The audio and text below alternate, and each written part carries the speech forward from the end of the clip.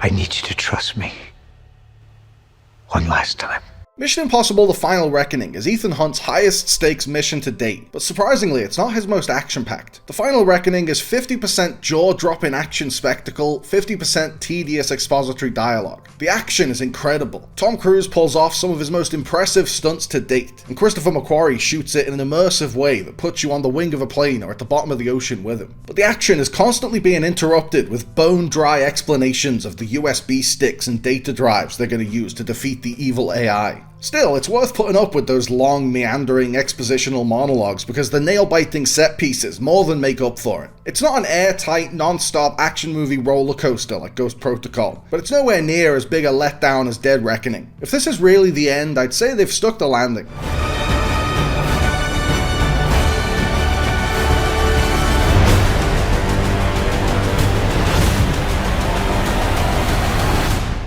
Considering these movies are written around death-defying stunts Tom Cruise wants to do, The Final Reckoning has a ridiculous amount of plot and exposition to get through. At one point, it cuts between two concurrent exposition dumps. There's so much information, and almost none of it is actually useful to us as an audience. The Final Reckoning doesn't just try to wrap up the already too convoluted plot set up by Dead Reckoning. It tries to pull all the previous movies together in a retroactive continuity, a la Spectre. I get that this is the big finale, the end of the road, Ethan's chickens are coming home to roost, but that was completely unnecessary, and it means the movie gets dragged down by paragraphs of over-explanation and flashbacks to previous MacGuffins that somehow relate to the current MacGuffin. Christopher McQuarrie and Eric Jenderson previously co-wrote a TV adaptation of Francis Ford Coppola's The Conversation that didn't get picked up, and that form of collaboration doesn't surprise me. Their Final Reckoning script is basically a big-budget action blockbuster version of The Conversation, where government paranoia runs amok and one man takes on powers far above his station. But the way they modernize that story makes it kinda stupid. The biggest problem I had with Dead Reckoning is also the second biggest problem I have with The Final Reckoning, after all that pesky exposition, that the bad guy is an evil sentient AI. Don't get me wrong, I'm as anti-AI as the next guy. My job would be one of the easiest jobs for AI to take. I just don't think it makes for a very interesting villain in these kinds of movies. These big, bombastic spy films work best with an eccentric human baddie like Philip Seymour Hoffman from the third one, but these last two Mission Impossibles have made Skynet the villain. S.I. Morales is the face of the antagonistic force, and I love his shit-eating, mustache-twirling villainy, but he's just a puppet for the entity. The real villain is a swirling LED light that looks and acts like the Domino's pizza tracker.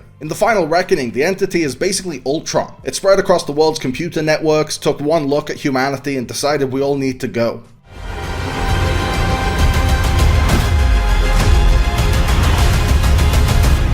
I don't want to sound too negative. I know I'm shitting on the expository dialogue and the AI villain, but the action set pieces absolutely make up for it. Every Mission Impossible film has rewarded a trip to the cinema, and The Final Reckoning has two standout sequences in particular that make it a must-see on the big screen. Unsurprisingly, the primary coloured biplane chase plastered all over the posters and trailers is a spectacle to behold. The franchise saved Cruise's most daring stunts until the very last action sequence. It's essentially the same as Fallout's climactic sequence, as Ethan commandeers one aircraft to chase another. But this one is even more mind-blowing. Cruise spends what feels like an eternity dangling from the wing of a plane, swooping through the air, doing loop-de-loops and nosedives, and it's exhilarating every step of the way. 3, 2, 1.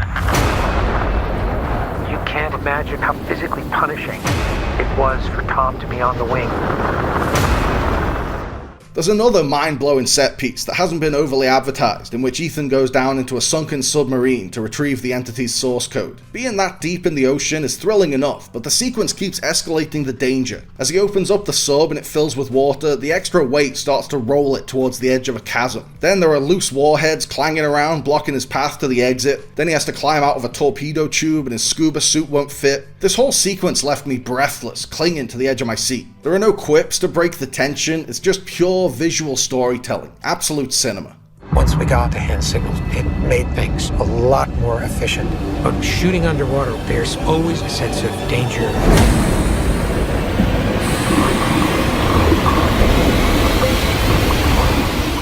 Cruise gives 150% as always. He radiates star power and charisma and action hero bravado, and he grounds every crazy stunt in the emotions of the scene and the stakes of the story. But this stacked cast has some really great actors that are massively underutilized. Holt McCallany is lumbered with cliched lines like "the son of a bitch actually did it," while Nick Offerman is given about 3 lines of straight exposition. That character could have been played by a no-name extra and it wouldn't have made a difference. I also found it kinda weird that Haley Atwell's Grace is treated like she's as close to Ethan as Luther or Benji, when he's only known her for one film and she spent most of that film fucking him over.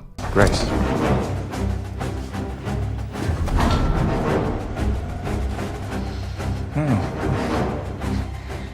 As far as blockbuster finales go, this culmination of the Mission Impossible saga is a lot more Avengers Endgame than Logan. It's a greatest hits tour of iconic moments from the previous movies. It stops short of time travel, but it has cameos and callbacks galore. It brings back one character who's so obscure it has to overtly remind you who he is. It leaves the door open for more movies if they want to keep the Mission series going, but it does feel like a definitive ending, and it would be a pretty satisfying one if that's the case. The Final Reckoning is a welcome return to form after the mild disappointment of Dead Reckoning. It's too bogged down in an overcomplicated plot to reach the heights of Fallout, but in its best moments it comes damn close.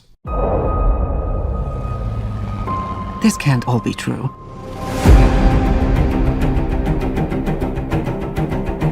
Every word.